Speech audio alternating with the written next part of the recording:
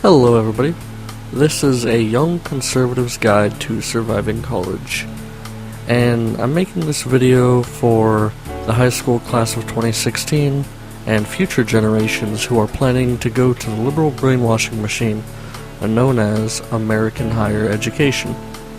As the left-wing echo chamber and monopoly on knowledge increases, it becomes increasingly hard for young conservatives to find a place in college. This is a guide to help you survive college, so you can eventually graduate college as a principled and intellectually honest young conservative.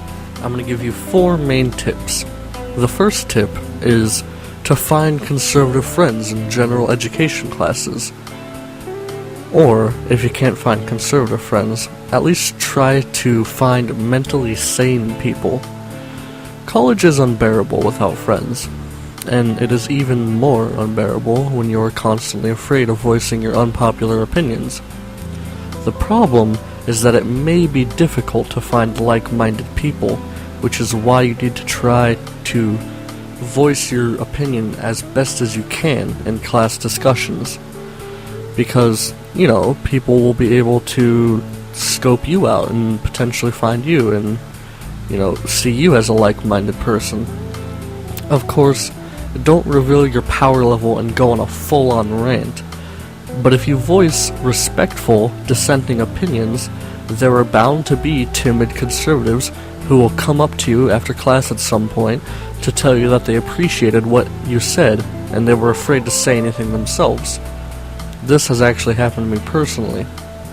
You just need to learn how to articulate well-reasoned conservative opinions, and you will eventually be the center of a close-knit conservative clique.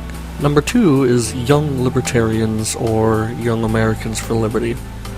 Usually, college conservative groups like Young Americans for Liberty are actually complete shams. At my first Young Americans for Liberty meeting, everybody was to introduce themselves and say why they decided to join. Most people voiced concerns for petty issues like criminal justice reform, legalizing marijuana, and other liberal talking points that have been adopted by libertarians and the establishment. And I think that Ann Coulter once said something about libertarians that kind of really struck with me. It's that, why do libertarians always appeal to the left? For example, instead of focusing on trying to reduce the welfare state, they're most concerned with trying to give people access to marijuana. They don't really like talking about, getting rid of benefits. They like to talk about all the good things about libertarianism, or at least in the eyes of the left. And that really bothers me, because what somebody puts into their body really is my business, as long as the government that takes my taxes is giving money to them.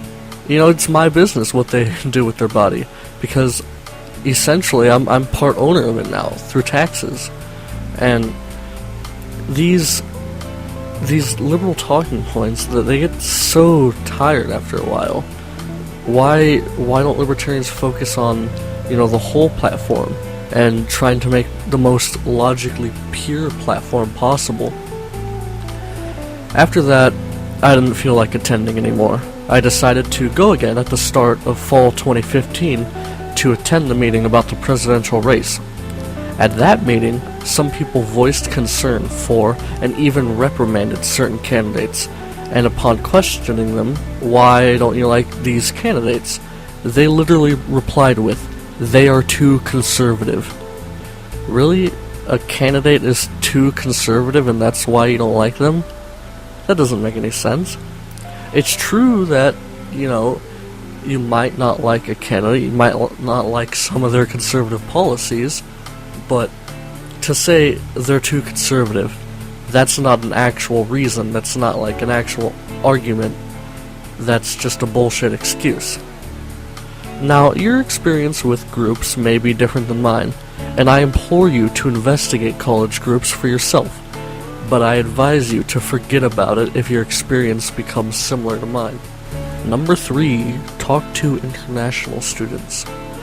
I find international students, particularly from India and China, to be closer ideologically to traditional conservatives than most people you will find on college campuses.